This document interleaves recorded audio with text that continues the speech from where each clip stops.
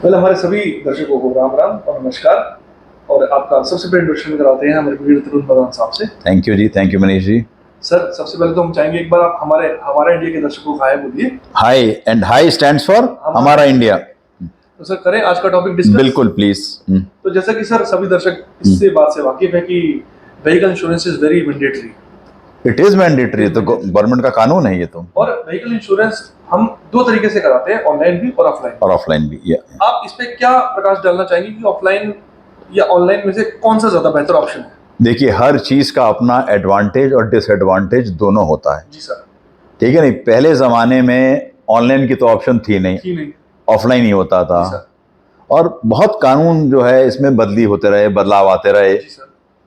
ठीक है नहीं, धीरे धीरे इस टाइप के कानून आते रहे, बदलाव होते रहे, फिर ये ऑनलाइन का भी ऑप्शन आ गया। लेकिन I always see to cut the story short, ताकि हमारे व्यूअर्स के लिए बहुत लंबा ना हो जाए।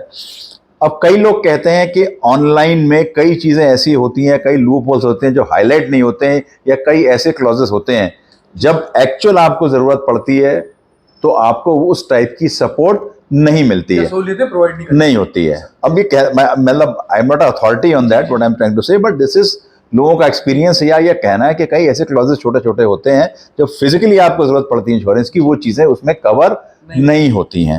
अब आप बात करते हैं ऑफलाइन की।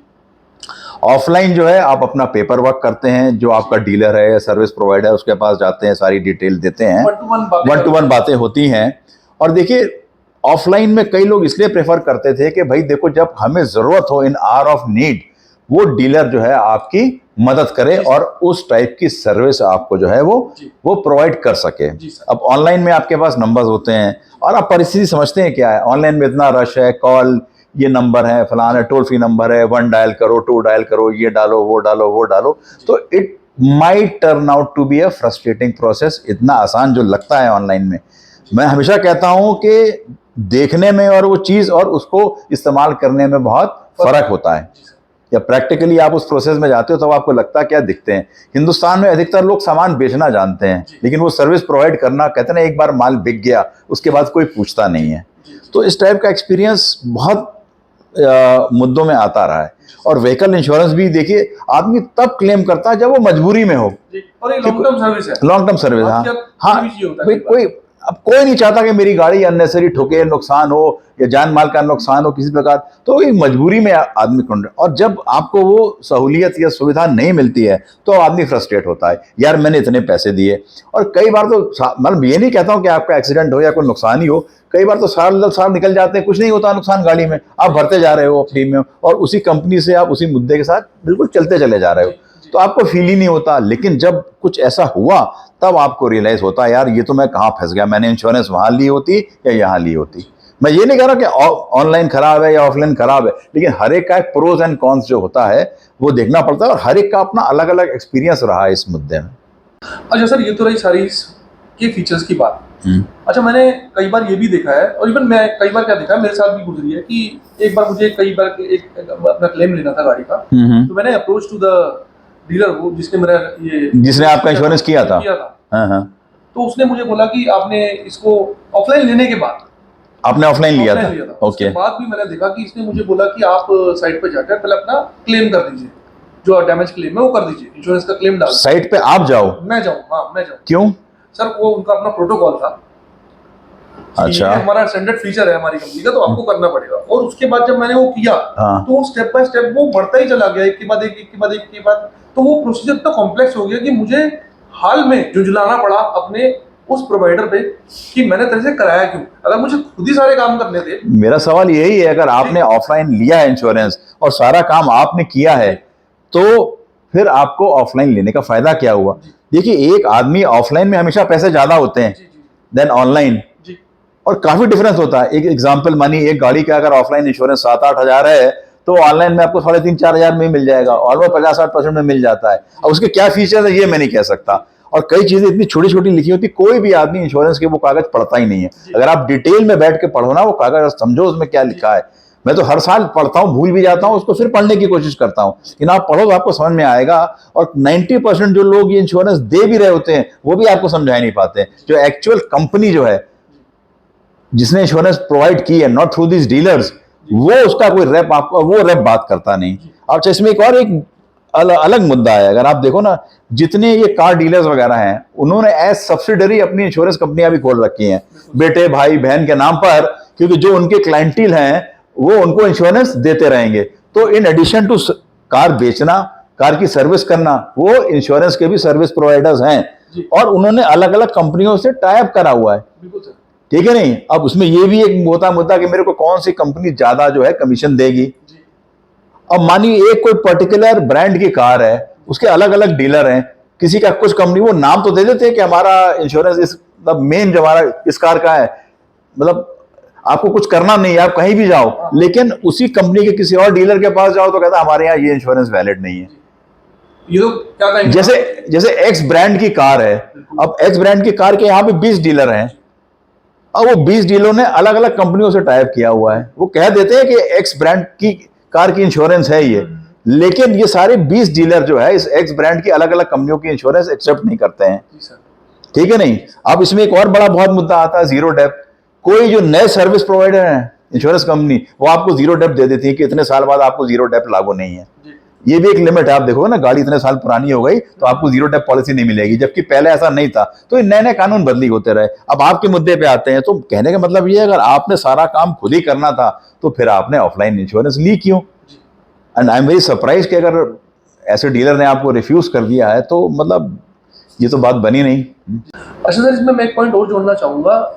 ये मैंने ही इसको सफ़र किया था कि जो क्लेम को रजिस्टर करने के बाद क्लेम लेने का तरीका है, उसमें अब इतना हाईटेक हो गया कि फ़ोन से आपको इनकी एक पर्टिकुलर साइट पे लॉगिन करना पड़ता है। ओके। और उसके बाद उसकी कई पिक्चर्स आपको मल्टी एंगल्स में उनके ऐप पे डालनी पड़ती है, जिसमें कई बार कैमरे की लो विजिबिलिटी या क्वालिटी होने के कारण वो दिखाई नहीं दे पा रहा होता है। ये आपको करना है सर, आप आपको करना पड़ता है। अच्छा। जिसमें कई बार डिनाई भी कर देते हैं क्लेम।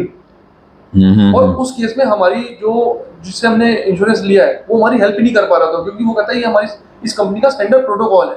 अरे तो भाई, पहले तो सर्वेयर्स आते थे सर, अब सर्वेयर अब नहीं आता है। अब सर्वेयर पीछे से इन्हीं फोटोज को देखकर एवेल्युएट करता है और surveyor in case of worst case scenario आता है जब उसको मतलब कहने का मतलब है कंपनी सर्वेयर के पैसे भी बचा रही है। बिल्कुल सर, बचा रही है। अगर वो सर्वेयर नहीं भेजना चाह रही है, फिजिकल असेसमेंट, देखिए nothing to beat the physical assessment. हर काम फोटो से नहीं होता। अब मैं यहाँ पे जोक कहना चाहूंगा, आप लड़की की फोटो देख लेते हो शादी करने के लिए, अल्टीमेटली लड़की से मिलते तो हो ना। मिलते हैं, बिल्कुल मिलते हैं सर।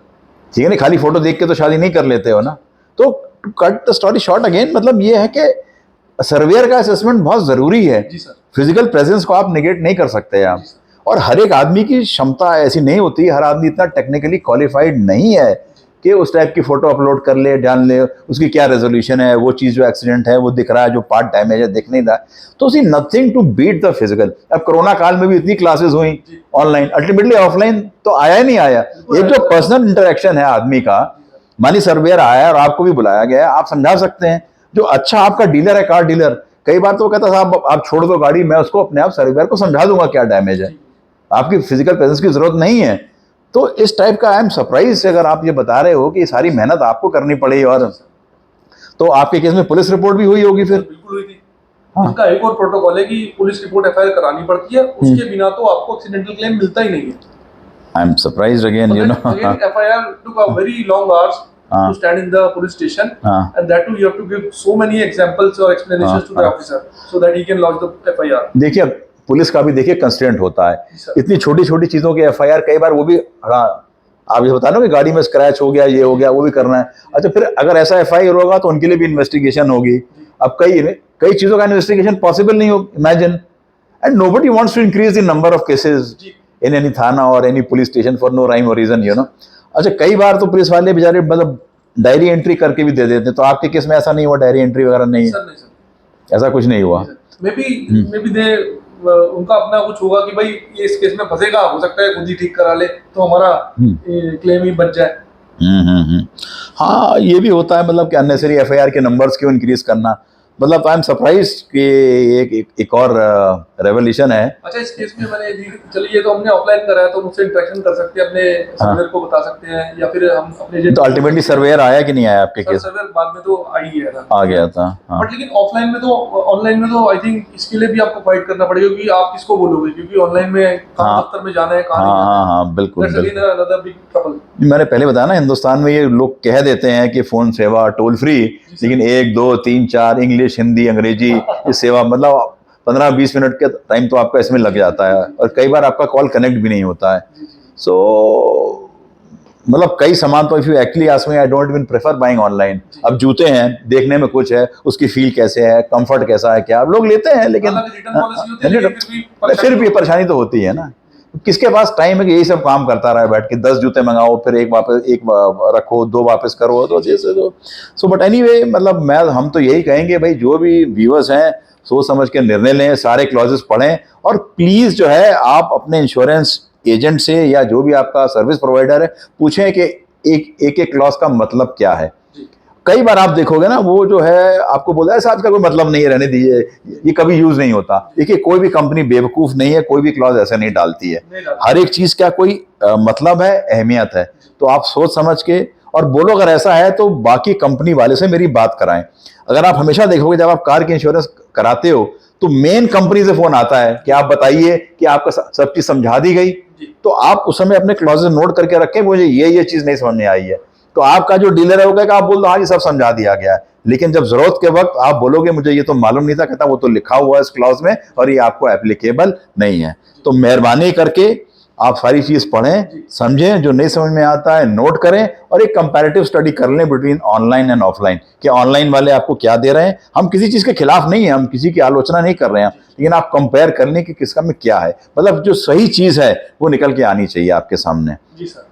अगर कई बार ये भी देखोगे, जो इंपॉर्टेंट क्लॉज होते हैं या किसी ऐड में भी वो बड़ी स्पीड में बोल जाते हैं, इस पे भी सुप्रीम कोर्ट ने निर्देश दिया, या बड़े छोटे अक्षरों में लिखते हैं कि आम आदमी उसको पढ़ ही ना पाए, पढ़े ना, या उसको समझ ना पाए। तो ऐसी चीज है, it has to be two way traffic. अगर आप पैसे ले रहे हो तो उस टाइप की सर्विस भी आदमी उम्मीद करता है। तो इन सब चीजों का ध्यान दें, और I am sure next time जब आप अपने कार की या स्कूटर या मोटरसाइकिल की इंश्योरेंस कराएंगे, you will be more aware on these points. तो जैसे कि दर्शकों, आपने वीडियो से आपके बहुत सारे पॉइंट सुने, उनकी बातें जानी, तो मैं आशा करता हूँ आपको समझ आया होगा कि आप जब भी ऐसी कुछ चीज़ परचेज करते हैं, ऑफलाइन इंश्योरेंस वगैरह या कोई भी अन्य चीज़ आप परचेज करते हैं, आप अच्छे से अपने पैसे की परख करें, मतलब ठोक बजा के करें, काम करें, बिल्कुल चीज में ले, चीज़ों को समझें, ताकि आपके साथ कोई गड़बड़ ना हो।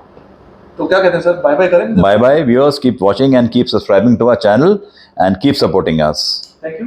जय हिंद, जय भारत।